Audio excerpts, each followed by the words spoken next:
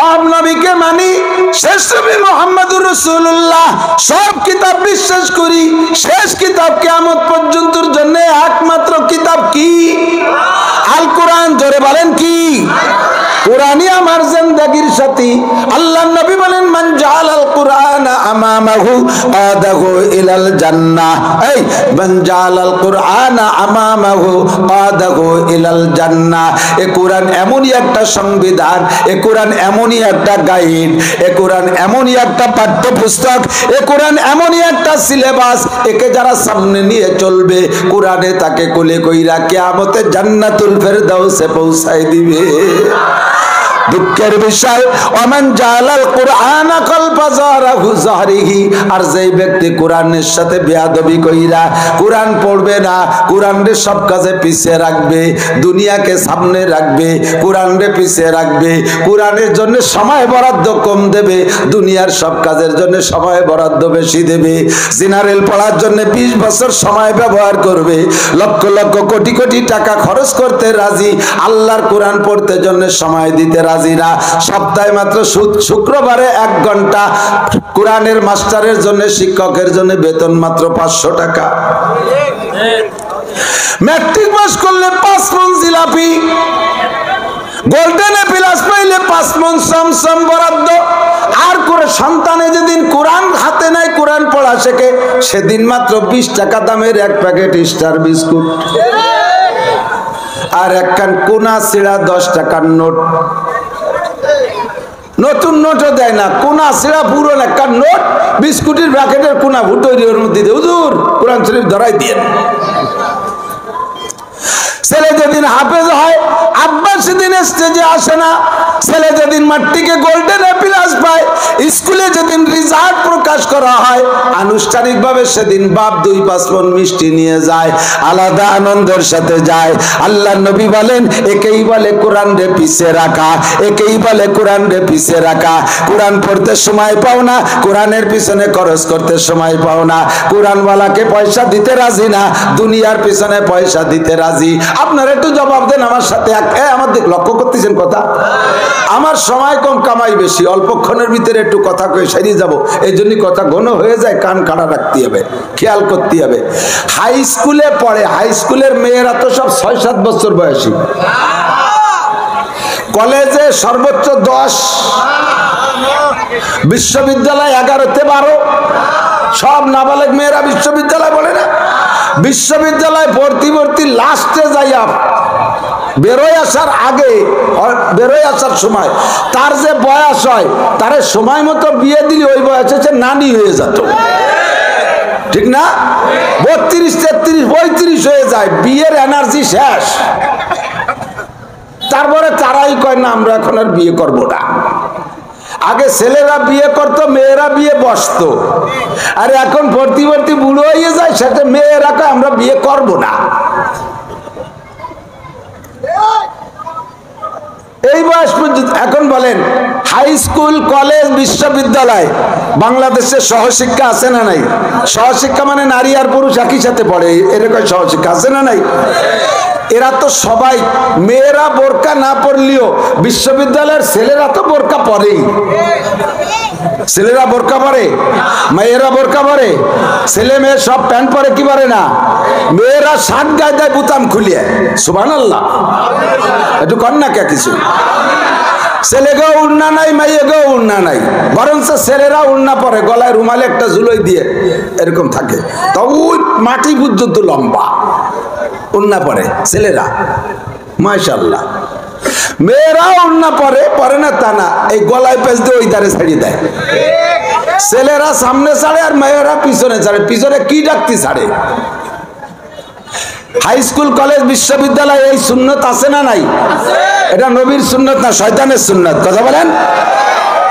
এগুলো চলতেছে তো কলেজ, বিশ্ববিদ্যালয়, হাই স্কুলে এই সিয়ানা সাবালিক ছেলে মেয়েরা লেখাপড়া করে, পর্দা পুশিদা নাই। ওরা একে অপরকে দেখলে নেকি হয় না গুনাহ হয়? সগীরা না কবিরা? একবার সাক্ষাতে ওরা যদি নারী আর পুরুষ একবার দেখাতে কি করে? একটা উমরার সওয়াব, কথা কয় না? একটা হজের সওয়াব, জুতোর বাড়ির অভাব হবে না। ঠিক না? এইসব প্রতিষ্ঠান আপনারাই বলতেছেন ওখানে এভাবে চলাফেরা করে আর তাতে গুনাহ হয় এবং তা কবিরা গুনাহ হয় এবং তা জিনার গুনাহ হয় এবং তা জিনার গুনাহ হয় এবং প্র্যাকটিক্যালে জিনা অহরহ হয় কি হয় না? অবিরাম হইতে তালে আছে। সেই জায়গা পয়সা খরচ করতে পারলে ক্রেডিট ঝাড়ে, কলার ঝাড়ে। আমি কলেজ করেছি, বিশ্ববিদ্যালয় করেছি, আমি এটা করেছি, ওটা করেছি, আমি এ করেছি, ওখানে ফ্যাসিলিটি বিল্ডিং দিছি। আল্লাহ বাঁচাইলে ওই বিল্ডিং আর ওই জায়গা লেখাপড়া, ওই সহশিক্ষা যতদিন দুনিয়ায় থাকবে, তোমার পূর্বপুরুষ থেকে নিয়া, তোমার পরবর্তী পুরুষ তুমি থেকে নিয়া কিয়ামত পর্যন্ত যারা এই কাজে সমর্থনে থাকবে, সকলের আমল নামায় জিনার গুনাহ, লক্ষ লক্ষ জিনার গুনাহ অবিরাম যাইতে থাকবে। এর জন্য মুনাজাত করা লাগবে না যে আল্লাহ এবার যে গুনাহ কটা হয়েছে ওই কটা আমার আমল নামায় দিয়ে দিও, এ কোয়া লাগবে না। এমনি বিকাশ হতে থাকবে। বিকাশ আরো নতুন হয়েছে তো রকেট গতিতে চলে যায়। রকেট রকেট রকেট, একটু দেরি হবে না। আল্লাহ, মাদ্রাসার ভিতরে এই জায়গা মহিলা আছে নাকি? বেপরদার কোনো বালাই আছে? সব ছেলেরা, গুনার কোনো কারবার নাই। এরা নামাজ পড়ে, রোজা রাখে, টুপি পরে, পাগড়ি পরে, জুব্বা পরে, দস্তারখান বিছিয়ে খানা খায়, জামাতে নামাজ পড়ে, কোরআন পড়ে, তাহাজ্জুদ পড়ে, ইশরাক পড়ে, আবিন পড়ে, সাস পড়ে, জিকির করে, ফিকির করে, আদব লিহাজ মেনে চলে, মেসওয়াক করে, ঢিলা ব্যবহার করে, সব সুন্নতের পর আমল করে। এ জায়গা গুনার কোনো বালাই নাই, এ জায়গা নেকি আর নেকি। কথা বলেন ঠিক না? ও জায়গা যা দেবেন তা দিয়ে জীবন ভরে নেকি পাবেন, আর এ জায়গা যা দেবেন তা দিয়ে জীবন ভরে গুনাহ পাবেন।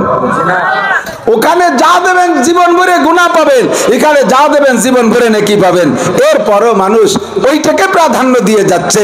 আল্লাহ পাক বলে আফসোসের সাথে বলেন, বাল তুসিরুনাল হায়াতাদ দুনিয়া কদ আফলাহা মান তাযাক্কা ওয়া যাকারা ইসমা রাব্বিহি ফাসাল্লা বাল তুসিরুনাল হায়াতাদ দুনিয়া ওয়াল আখিরাতু খায়রু ওয়া আবকা।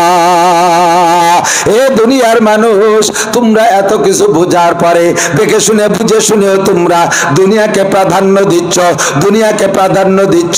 এটাই হলো কিয়ামতের আলামত। নবী পাক 15টা কিয়ামতের আলামত বলেছেন, তার মধ্যে একটা হলো অতুল্লি মালি গায়রিদ দ্বীন। মুসলমানে যখন দিনের উপরে দুনিয়াকে প্রাধান্য দেবে, অতুল্লি মালি গায়রিদ দ্বীন। ইংরেজি পড়তে পারলে ছেলেটা বাহাবা, ইংলিশে অবিরাম কথা বলতে পারলে সেইটা বড় বাহাবা পায়। যে ছেলেটা হাফেজ আলেম হয় তার জন্য কোনো প্রশংসা নাই। দুনিয়াকে আগে রাখো আর দিনকে পিছিয়ে রাখো, এইটাই হলো তোমাদের কপাল পোড়ার কারণ।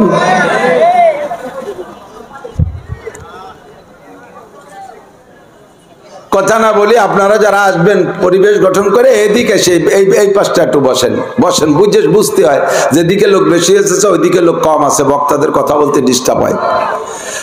আল্লাহ, তো ভাই আমার দিক তাকান। আমাদের সংবিধানের নাম আল কোরআন। বলেন কি? আল কোরআন, ঠিক না? আমরা কোরআন পড়তে, মানতে, আমল করতে রাজি আছি না? এ কোরআনের শুরু থেকে শেষ পর্যন্ত কোনো একটা আয়াত কোনো জামানার জন্য অপ্রযোজ্য না, ঠিক না? সেই 1500 বছর আগেও কোরআন যেমন ছিল এখনো কোরআন সেরকম। এর সংবিধান সে সময় যেমন ছিল এখনো তেমন আছে। বহুত পাঠ্যপুস্তক আছে, 1000 বছর আগে পড়াশোনা চলতো, এখন ওগুলো বাদ, এখন নতুন পাঠ্যপুস্তক আসছে। পাকিস্তান পিরিয়ডে বই ছিল, সেগুলো বাংলাদেশ আসার পরে চলে না। বাংলাদেশ আসার পরে জিয়াউর রহমান ছাপাইছে বই, তা আবার পরে এরশাদ এসে বাদ দিয়ে দিয়েছে। এরশাদ ছাপ চলে যাওয়ার পরে আবার বিএনপি আলা তার আগের গুলো বাদ দিয়েছে। বিএনপি যাওয়ার পরে আমলিগ এসে বিএনপির আমলের বই বাদ দিয়েছে। কিন্তু আমার কোরআন আর আমাদের হাদিস 1500 বছর আগেও যেমন চলছে এখনো এরকম চলে, কিয়ামত পর্যন্ত চলবে, কোনোদিন বাদ দেওয়া লাগবে না, ঠিক না? তো শুরু থেকে শেষ পর্যন্ত 6666 আয়াত। অন্য এক বর্ণনায়, অন্য এক রাওয়ায়াতের মতে, গণনা মতে 6236 আয়াত। বাহারহাল 30 পারা কোরআন শরীফের কোনোটা বাদ দেওয়ার মতো না, সবগুলো ইম্পর্টেন্ট, ভেরি ভেরি ইম্পর্টেন্ট। তবে তন্মধ্যে আল্লাহ তাআলা যে বিষয়গুলোকে বেশি প্রয়োজন মনে করছেন ওই বিষয়গুলোর আলোচনা একটু বেশি করছে।